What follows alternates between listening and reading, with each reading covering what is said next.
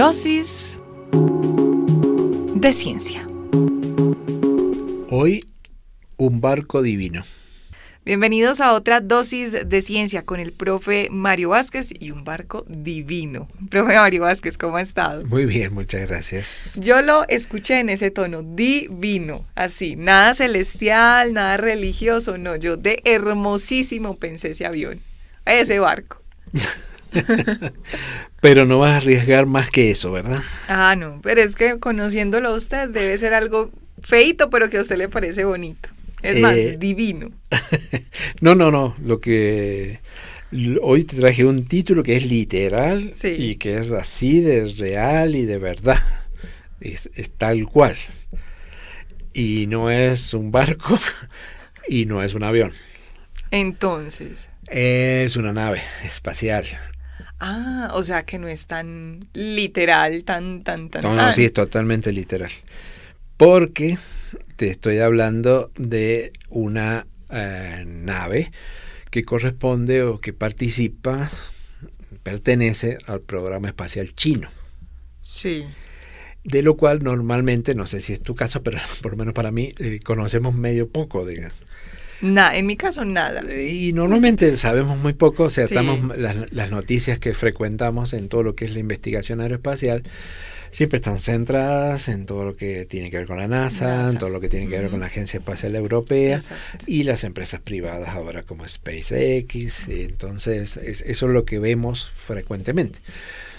Pero lo que no debemos perder de vista es que existen otros países, también lo hemos mencionado alguna vez, desde la India, Arabia, que también llevan tiempo trabajando en misiones espaciales, que envían sondas, digamos, no tienen la espectacularidad de estas otras misiones, o la historia, porque tienen menos trayectoria, pero también tienen sus programas espaciales. Pero particularmente los chinos, que son así de especiales para lo espacial, van haciendo todo, uno diría calladito, pero es porque no lo comparten en los medios de comunicación. Por lo menos los occidentales, ¿cierto? Exacto. Porque tienen su propia, así como existe la NASA, ellos también tienen su propia empresa de investigación aeroespacial. Lo transmiten por televisión china, no sé cómo es tu caso, pero en el mío, o sea, difícil de manejar, de entender, ni nada, o sea, uno lo podrías buscar por internet. Pero me parece interesante parar o detenernos un momentito acá, porque casi siempre cuando estamos hablando de las misiones más populares, estamos hablando de la mirada a Marte, lo de Artemis para regresar a la Luna, todo está centrado en estos aspectos. Y luego lo que siempre nos da noticias, o nos ha dado noticias, es algo que sucede en la Estación Espacial Internacional, que ahora probablemente ya va a ser más noticia por su final, digamos, porque está en sus años ya pasada de vencimiento, y bueno, en algún momento eso va a terminar, es muy costosa, encima aparecen los problemas estos geopolíticos entre Rusia y Estados Unidos, entonces bueno, todo eso ya tiene como un final previsible. Pero ahí, mientras está sucediendo todo esto, no sabemos, por lo menos en mi caso, de que los chinos qué están haciendo al respecto. Por allá calladitos. Uno dice, claro, uno se lo imagina calladito, ellos deben hablar mucho, pero no nos llega a nosotros sus voces, y ellos ya tienen su Estación Espacial Internacional. No es que están enviando sondas, tienen su Estación Espacial Internacional, China. Y eso implica que, o sea, una estación espacial que cuando tú dices eso, ya con lo que hemos visto hasta ahora, con las Mir de los soviéticos, con el Skylab, que fue el antecedente americano, y la agencia de la Estación Espacial Internacional, es una construcción que cuando está hecha ya la entendemos, sí, eso está más o menos a 400 kilómetros de altura sobre la Tierra, vive gente allá adentro, hacen experimentos, ya más o menos nos acostumbramos a la idea. Está girando, tiene unos grandes paneles solares y todo eso. Pero construirla, ¿qué implica? O sea, eso no se construye del día a la mañana, sino que hay que ir subiendo de a pedacitos, módulos, y se van ensamblando, se van acoplando, hasta que en algún momento se hace habitable. Y cuando se hace habitable empiezan, bueno, ahora van astronautas se quedan ahí un tiempo y empiezan, o sea, es como construir la casa por dentro. Ay, yo pensé que eso iba... Que ya de una vez sí, quedaba hecho. completico. Pues porque además no es que uno diga el viaje Medellín-Bogotá del trasteo de enviar las partecitas, sino que es un asunto muy complejo. Claro, y es muy grande, y recuerda las dificultades que siempre hablamos de que llevar un satélite, sacarlo de la atracción terrestre, implica un cohete grande, pero esto llevó mucho tiempo de ir armándolo. En el caso de la Estación Espacial Internacional se vio favorecida porque en esa época se contaba con los transbordadores espaciales, que fueron los responsables de ir montando todas estas cosas. Y si te acuerdas más o menos la imagen del transbordador, que parece un avioncito, el transbordador espacial, cuando estaba allá arriba, se abría el dorso, digamos, la espalda, se abrieron las compuertas, y eso tiene toda una zona, lo que se llama de carga útil, o sea, adentro podían llevar muchas cosas. Los astronautas estaban en la punta del transbordador, pero adentro era hueco, se abría las compuertas, y con un brazo robótico que es construido en Canadá, porque ahí dice incluso en el brazo que llevaba el mismo transbordador, sacaban cosas. Se sigue utilizando ese brazo en la estación espacial cuando hacen las caminatas externas. Ahí se observa el brazo. Muchas veces está montado el astronauta en la punta del brazo para acercarse. Eso se ve mucho. Se fue construyendo. Entonces así durante mucho tiempo. Y además, para hacer la estación espacial, que estamos hablando del año 2000, implicó la participación de Rusia, Estados Unidos, Japón, Canadá y Europa. Entonces, ¿por qué las comillas para Europa? Porque distintos países de Europa. Entonces, entre todos ellos consiguieron montar la Estación Espacial Internacional, y después sabemos que hay zonas de módulos rusos, módulos japoneses, entonces es una cosa grande. Pero los chinos, que tienen lo suyo, hicieron ya su estación espacial, que es más pequeña que esta otra, en cuanto a la masa es la quinta parte, más pequeña. Pero bueno, hay como cosas anecdóticas. Si tú buscas fotografías de la estación espacial, uno ya está acostumbrado a verlas, y ya lamentablemente no nos sorprende ver, no sé, un astronauta trabajando cabeza abajo en la Estación Espacial Internacional, o haciendo gimnasio, comiendo, y vemos todo, o podemos ver en vivo. Eso es lo que me parece apasionante, cada vez que van a emprender una salida hacia extravehicular, que se llama, cuando van a hacer un trabajo. Eso no es abrir la puerta y salir, sino que lleva mucho tiempo la preparación de los astronautas, montarles todo el equipo, el traje, que lo hace alguien que no va a salir, y eso en esas condiciones, y se puede ver en vivo, mientras los van organizando, mientras se van preparando, cuando ya están. Eso lleva mucho tiempo, poner los trajes, abren la puerta, salen, y tienen cámaras ellos en su cuerpo, pueden transmitir, se puede ver cómo trabajan. Incluso te lo recomiendo para tus ratos de ocio, si puedes ver esas cosas cuando están trabajando ellos afuera, que vas a observar que donde están ellos trabajando por momentos se ve iluminado y por momentos se ve muy oscuro. ¿Y por qué? ¿Por qué será eso? La podríamos dejar ahí planteada la pregunta, pero no, te voy a ayudar, porque eso significa que cada vez que están dando vuelta a la Tierra pasan por día, noche, día y noche, día y noche, en poquito tiempo. Entonces, mira que forma parte de una cosa natural, y si alguna cámara lo permite, vas a ver por debajo de la Tierra en qué parte van transitando en ese momento. Ahora, todo eso que lo podemos ver en vivo, todo eso de China no vemos mucho, pero ellos ya hicieron lo mismo, empezaron a subir módulos, y lo fueron armando, y ya tienen su Estación Espacial Internacional. ¿Cómo son las naves que utilizan? Son muy parecidas a las rusas, a las Soyuz. Recordemos que la Soyuz, que es muy antigua, de todas maneras sirvió hasta que aparece ahora en las empresas privadas, estas de SpaceX, sirvió como medio de transporte incluso a los americanos cuando se acabaron los transbordadores espaciales, y la Soyuz sigue yendo. Y la imagen que uno tiene de la Soyuz, si más o menos te acuerdas, cuando salen los astronautas y regresan a la Tierra, por ejemplo, o llegan, es que primero que es una cápsula redonda, y que van todos apretados, muy apretados, y llenos de cositas y todo, y apenas se pueden mover. La de los chinos es similar. también era donde están ellos ubicados, una cosa redonda, y van apretaditos los chinos y... pero hecha por ellos. Pero hecha por ellos, exactamente. Y esas naves, así como el transbordador espacial, cada uno tenía un nombre distinto, ¿te acuerdas? El Challenger, el Enterprise. Los rusos se llama Soyuz, que no recuerdo ahora qué significa, pero tiene un significado. Y la de los chinos se llama Shenzhou. Si me perdonan mi pronunciación. Pero los que saben chino le entendieron. Me van a entender. Shenzhou. ¿Y qué quiere decir Shenzhou? Barco divino. Entonces era literal.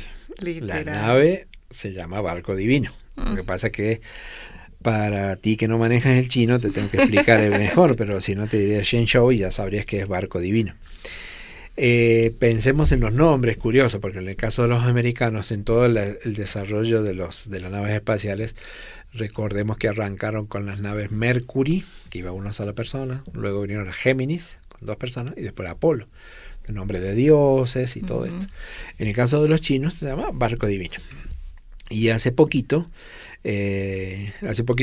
digamos, pude ver, lo transmitieron también en directo a la televisión china, cuando regresaban. Entonces, para hacer un poco la comparación de lo que hemos visto hasta ahora, cómo es el caso de los americanos, cómo es el caso de los rusos, estas naves se parecen mucho a lo de los rusos en todo sentido, porque en el diseño y en la forma en que regresan a la Tierra. Recordemos, las naves americanas siempre llegaban al mar. Y uno se acuerda, le queda la imagen de cuando están por llegar al mar, que se abren, siempre son 3 paracaídas enormes y va cayendo hasta que llegan al mar, se inflan unos dispositivos para impedir que se hunda la nave, y llegan en helicóptero y los sacan, los levantan a los astronautas hasta el helicóptero. En el caso de los rusos siempre llegan a la Tierra. Inflables. Sí. Se quedó pensando, exacto, sí, son unos inflables, se inflan los inflables, no sé cómo. Y en el caso de los rusos caen, pero sobre la Tierra. En el caso de los chinos también caen sobre la Tierra. Entonces, la única diferencia es que en el caso de los chinos es un solo paracaídas muy muy grande, y cuando va llegando, al igual que pasa con el caso de los rusos, que tú ves el golpe va a ser muy duro, y efectivamente cuando llegan ahí tú ves que se levanta, como dicen, no, se golpearon muy duro porque se levantó mucha tierra, y es que justamente antes de llegar se activan unos cohetes que como para frenar. No es que se bajen caminando. Sí. Se deben golpear duro de todas formas, pero reduce mucho el impacto. Entonces en eso también se ve así como que se levanta mucha tierra. ¿Y por qué se levanta mucha tierra? Porque no, como dirían aquí en Colombia, no aterrizan en la manga, sino en un lugar donde hay mucha tierra. Porque tiene que ser un lugar lo suficiente, porque eso no se puede predecir exactamente dónde va a caer. Por eso, como en el mar, pueden caer más o menos lejos de donde estaba previsto. Acá pasa lo mismo. Y en el caso de los chinos, caen en un desierto, que es el desierto de Gobi. Después te cuento algo del desierto de Gobi. Entonces, y llegan, son 3. En este caso sabemos que los chinos no se llaman astronautas, los rusos le decían cosmonautas, los chinos se llaman taikonautas. Son 3, y después cuando uno observa el procedimiento es más o menos similar a lo que pasa en el caso de los rusos, más o menos similar, porque tiene mucha más, no sé, cada uno tiene una cuestión ceremonial muy diferente. Y en el caso de los chinos, ¿qué es lo que más les llama la atención? Porque lo que me llamó la atención, porque en el caso de los rusos, porque son personas que vienen de una estancia durante mucho tiempo en un ambiente con poca gravedad. Entonces no es algo que uno llegan así como en la película de ciencia ficción, abre la puerta y sale caminando, porque ha estado mucho tiempo en esas condiciones. Entonces el cuerpo no responde en la Tierra igual que en ausencia de gravedad. Entonces casi, digamos, eso se ve porque los cargan, siempre los sacan, se queda esa nave que es pequeñita, que ha quedado, se ve mega quemada por el roce con la atmósfera. Van los técnicos, abren las puertas y los sacan siempre cargados en unos sillones a los astronautas. Alguien por ahí leía, como le decía un poco forma jocosa que los tipos vienen muy cansados, se acaban de pegar un golpe enorme, rogando de que no se destruya, lo sacan, y en el caso de los cosmonautas casi siempre ahí o un poquito después les toca siempre una ceremonia folclórica donde un ballet les baila, los recibe, le dan flores, pero como dicen, ellos vienen hecho polvo. Sí. Ya déjenme llegar a la casa. Sí, por favor, llévenme, acuéstenme. Entonces le toca así todo un ceremonial, flores, qué sé yo. En el caso de los chinos, no es nada de esto, los sacan también, a cada uno por separado, y los llevan como en unas camillas a unos camiones, como camiones hospital, digamos. Los meten ahí adentro cada uno, después se los llevan y después, bueno, los llevarán en un avión, pero siempre a ellos los van o los llevan sentados, porque no los hacen caminar, digamos, porque todo el tiempo están así en esas condiciones. Pero sí tiene mucho de marcialidad en este caso, en el caso de los chinos, porque cuando van acomodando todo, eso lo transmitía la televisión, se puede ver en YouTube, buscarlo, tú vas a ver que, no sé, para poner el sillón donde los van a acomodar, son unos soldados que vienen desfilando, saltando, todo al mismo ritmo, dejan el sillón, salen desfilando, todo es así, todo es marcial. Sí. Y a mí, en lo personal, lo que más me llamó la atención, es que te lo voy a describir a vos, pero en radio va a ser difícil, pero hay que verlo, es que dentro de todos los preparativos está la nave, quiénes son los que se acercan primero, para estarnos pendientes de que saquen a los taikonautas, y en algún momento llega alguien que, como parte de todo ese preparativo, a clavar la bandera china, como para que no quede claro, que no quede en duda que eso es una cosa china. Uno no sé, lo último que pensaría es, trajiste la camilla, trajiste al médico, después sí, trajiste como la que bandera. Es lo vital para sí. recibirlos, sí. Y entonces viene un soldado y clava la bandera china, y creo que eso es algo típico del tema de la bandera, porque la clava y la estira con un gesto todo marcial. O sea, la deja volar así con que un lo gesto. Practicó 10 días antes. Que parece que muchas se hace así, exacto, y se retira. Entonces todo es muy, muy, muy marcial. Entonces me llama mucho la atención. Ahora, volviendo al caso de esto, nos sorprende, digamos, porque conocemos muy poco, uh-huh. Pero como decimos, es impresionante, creo yo, es impresionante no conocemos lo que hay por detrás de este desarrollo, pero que existe el desarrollo, existe, y que trabajan de una forma increíblemente eficiente, porque uno está acostumbrado bueno, cuando decimos llegó el hombre a la luna, entonces empezamos siempre por allá, y siempre decimos lo mismo, la guerra espacial, empezamos por el Sputnik, Yuri Gagarin, Laika, uh-huh. Y conocemos todo este recorrido, que son muchos años, hasta llegar en 1969 a la luna, y muchos años después a la estación espacial, en el 2000. Ahora, los chinos, ¿en qué momento hicieron todo eso? Bueno, ¿en qué momento? No fue muy atrás, porque los chinos, ¿y por qué se parece mucho a los rusos? Porque tuvieron una relación tecnológica entre ellos.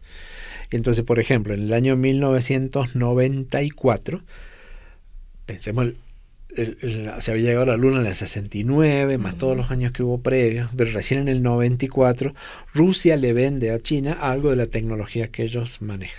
Como para que empezara. Empieza con esto. Le compro la tecnología. Al año siguiente, en el 95, le da una nave Soyuz. Estamos hablando del 95, la de ellos, la que utilizan los rusos actualmente. Y al año siguiente ya dos astronautas chinos van y se capacitan en Rusia. 2 humildes astronautas aprenden se preparan uh-huh. para ser astronautas, y regresan a China y empiezan a preparar astronautas. Pero entonces estamos hablando de ayer. Sí, pues en términos del desarrollo de lo que hemos visto, como usted lo menciona, desde el primer hombre en la luna a estos que hace 29 añitos están en estas, pues ya... Imagínate, en el 96 ajá. estaban los 2 primeros astronautas apenas viendo a ver qué es esto de ser astronauta. Y ya en este momento tienen la estación espacial terminada. Y que terminada quiere decir que ya ha habido muchas misiones de estas Shenzhou que han ido llevando cosas, que se han ido quedando, que cada vez más tiempo, ya han hecho salidas extravehiculares, ya han hecho todo lo que han hecho, durante muchos países. Ya chulearon todo eso. Todo lo han hecho en estos poquitos años y allá están calladitos, como decimos nosotros, en su estación espacial, que se llama, ahora que me lo preguntas, Tiangong. ¿Y eso es? Que como tú sabes, quiere decir Palacio Celestial. Ah, ve, y todo así como en esos términos pero no tienen que ver con asuntos religiosos, pues. Okay. Sabía que me ibas a preguntar eso, entonces te cuento que la nomenclatura, porque eso nos llama la atención a nuestros ojos occidentales, la nomenclatura por un momento se decidió, que también era costumbre, que tuvieran nombre, que tuvieran que ver con cuestiones revolucionarias, políticas revolucionarias, sí. Pero se decidió posteriormente, creo que hicieron participar al público y todo lo demás, que los nombres tuvieran algo que ver más con lo místico y religioso. Que de alguna forma funciona, son nombres más rimbombantes y no sé. Pero no sé, pero también es cierto, ¿cómo decirlo? Porque en de poner nombres y si quieres impresionar a alguien, como en el caso de que eso será tema de otra dosis, en el caso de los aviones, cómo llamarle como para que intimiden, pero en este caso estás, o sea, no le podrías poner nombres así que sean de suspenso o de incertidumbre, yo no sé si llegamos, en cambio que si le pones nombres todos bonitos, de alguna forma contagias esa o atraes una atención positiva del público sobre la misión, me parece a mí, ¿no? Así es, solo falta que empiecen a emitir la voz del cielo. Que empiecen a emitir, veo que se acordó, la voz del cielo. Yo creo que podría funcionar con todos esos nombres así celestiales y divinos. Celestiales y divinos, pero como viste no te mentí porque era una cosa literal. Literal, pero bastante difícil de adivinar, profe Mario Vázquez. Vamos con nuestro dato curioso. Psst, psst, atiende, aprende y sorprende. Aquí va el dato curioso. Muy bien, como me consultabas hace un momento cuando estábamos hablando de los nombres, te cuento algo que tiene que ver con los nombres. Como dato curioso, en el 2013, que te decía que habían tomado la decisión que los nombres implicados en todas estas misiones tuvieran que ver con cuestiones místicas y religiosas, se decide que, por ejemplo, cada módulo, cada parte de la estación lleva un nombre. Sí, eso vi en Google. Que nosotros decimos simplemente el módulo ruso, el módulo japonés, pero ellos tienen un módulo central, un módulo experimental de la Estación Espacial 1, un módulo experimental de la Estación Espacial 2 y un módulo del telescopio. ¿Cómo se llaman cada uno de ellos? Bueno, para que veas en la idea que estábamos conversando recién. ¿Y cómo está su chino? ¿Y cómo está? No, pero por ser vos te lo voy a traducir. El módulo central se llama Armonía de los Cielos. Ay, qué bueno. Entonces dice, ¿dónde está Joana? Está en Armonía de los Cielos, que está en el módulo central. Ajá. El módulo experimental de la Estación Espacial 1 se llama Búsqueda de los Cielos. El módulo espacial de el módulo experimental de la Estación Espacial, el número 2, se llama Soñar con los Cielos. ¿No te gustó ese? Bien, y el módulo del telescopio, Recorrido por los Cielos, pero en chino. Ajá. Pero en todo caso, mira que tiene toda una connotación ¿en chino cómo celestial. Sería? Ahorita te lo estoy escribiendo acá para que te quede en un papelito. Tiene una connotación celestial, efectivamente, todos estos nombres, ¿no? Y dos datos, a ver, ¿cómo relacionamos, cómo cerramos toda esta dosis para que aparezca un avión por acá? Te decía que los chinos aterrizan en el desierto de Gobi. Así y uno de los desiertos, yo le suena el nombre, pero no teníamos mucha idea, es el límite entre Mongolia y China, aunque la mayor parte está en China, y es uno de los desiertos más grandes del mundo. Tiene mucha historia, seguramente, porque por ahí pasaba la ruta de la seda. Entonces, hay mucha historia de la humanidad por ahí en ese desierto. Se habla de que tiene condiciones extremas. No es una cosa así como te imaginas el desierto de Sahara, que todo es arena.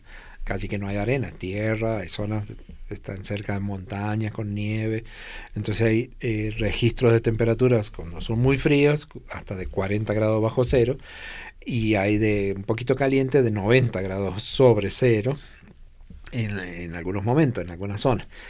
En eso, digamos, como curiosidad para que sepamos un poquito más sobre el desierto y para unir un avión, una película, una historia que da para conversar, pero no voy a decir en dónde, no sé si tuviste la oportunidad de ver alguna película que se llamaba El vuelo del Fénix.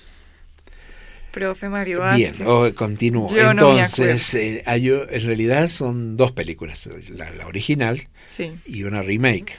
La remake fue hecha en el año 2003 y en la historia, o sea, básicamente te cuento de qué trata la película. La película trata de un avión que se cae en un desierto.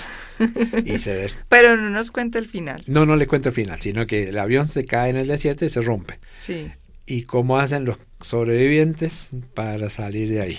Ay, yo creo que yo sí me vi esa película, pero la viejita. Lo que pasa es que lo viejita para usted puede ser la del 2003 probablemente.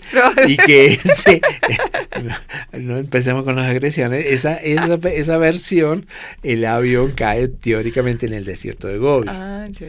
Ahora, en lo personal, me gusta más la más viejita. No sé por qué, me gusta mucho más. Bueno, no había tantos efectos especiales, entonces creo que eso le da otro toque. Porque la más viejita es del año 1965. Y esa pero se puede ver, no hace falta que nazcas en esa época. El accidente ocurre en el desierto de Sahara. No me hubiera servido para la dosis. Claro. Pero bueno, quedémonos con tu versión, cae en el desierto de Gobi, que es donde llegan las naves. También de los taikonautas. Los taikonautas con su barco celestial, divino y calladito, allá están en la estación espacial. Después de su recorrido por los cielos, en estos nombres que usted nos ha regalado, profe Mario Vázquez, acercándonos un poquito más a esta estación aeroespacial china, que como usted lo ha mencionado muy bien y descrito en esta dosis de ciencia, pues pasa, digamos, de agache, como decimos aquí en Antioquia, o muy desapercibido porque falta difusión en los medios de comunicación y quizás el idioma nos impide un poquito más acercarnos a esa operación aeroespacial que adelantan los chinos. Ya vemos poquitos años y han logrado un montón de cosas. Como siempre, muchísimas gracias, profe Mario Vázquez, por compartir. Gracias a ti por la invitación.